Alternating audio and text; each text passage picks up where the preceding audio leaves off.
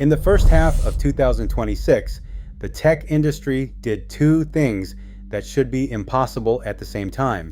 It laid off more than 123,000 people, and it committed roughly $725 billion to artificial intelligence. Firing at record pace, spending at record pace. So here's the question nobody's actually answering.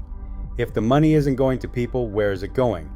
Follow it, and the real story of 2026 gets a lot clearer. Normally, mass layoffs mean a company is in trouble, with sales down and cash tight. Not this time. Most of the companies doing the cutting are reporting strong earnings. Cloudflare cut around 1,000 people. The same quarter, it posted its highest revenue ever. Cisco cut about 4,000 right after beating profit expectations. This isn't a business in retreat. It's a business reallocating. And that word, reallocating, is the whole story. The money isn't disappearing, it's moving. The question is, to what? Here's where it goes. In 2026, 4 companies alone, Meta, Amazon, Microsoft, and Alphabet, committed in the ballpark of $725 billion in capital spending, roughly a 75% jump over the year before.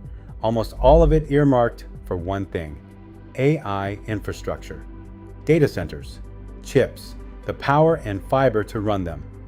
Put bluntly, companies are firing people and buying GPUs with the savings. Oracle is the clearest case. It moved to cut somewhere between 20 and 30,000 roles starting in March, while pouring money into a massive AI data center buildout. The layoffs and the buildout aren't two stories, they're the same story. Headcount is one of the few costs a giant company can cut fast, and that freed up cash flows straight into compute. The worker and the GPU are, on the balance sheet, competing for the same dollar, and right now, the GPU is winning. So who comes out ahead? Short term, shareholders and chip makers. Every dollar shifted from payroll to AI infrastructure is a bet that the machine will outproduce the people it replaced. Who loses? Obviously the workers cut, but watch a subtler loser, the company itself, if the bet is wrong. And there is reason for doubt. Multiple analyses in 2026 found no clear correlation between AI-driven layoffs and improved returns.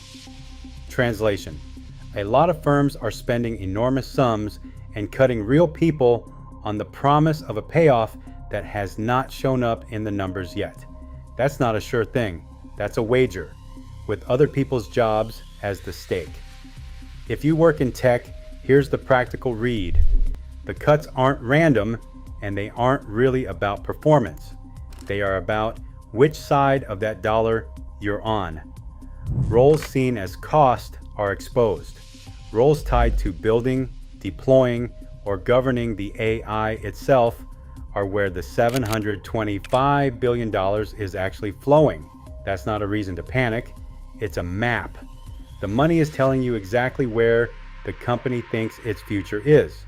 The smart move isn't to fear the machine, it's to stand closer to where the spending lands. So the paradox isn't really a paradox. Record layoffs and record spending are the same decision viewed from two sides. A giant reallocation from human labor to machine capacity made on a bet that hasn't fully paid off. On one side, companies are cutting teams, freezing roles, and telling workers that efficiency is the priority. On the other side, those same companies are pouring unprecedented amounts of money into chips, data centers, cloud infrastructure, and AI systems that are supposed to replace, compress, or multiply the work those people used to do. It looks contradictory only if we treat labor cuts and AI investment as separate stories. They are not. They are part of the same strategy. The bet is that machines will become productive enough, fast enough, to justify the human capacity being removed today. And that is where the risk lives. Because the spending is immediate, The layoffs are immediate and the social consequences are immediate. But the promised productivity gains are still uneven, uncertain, and in many cases, unproven at scale.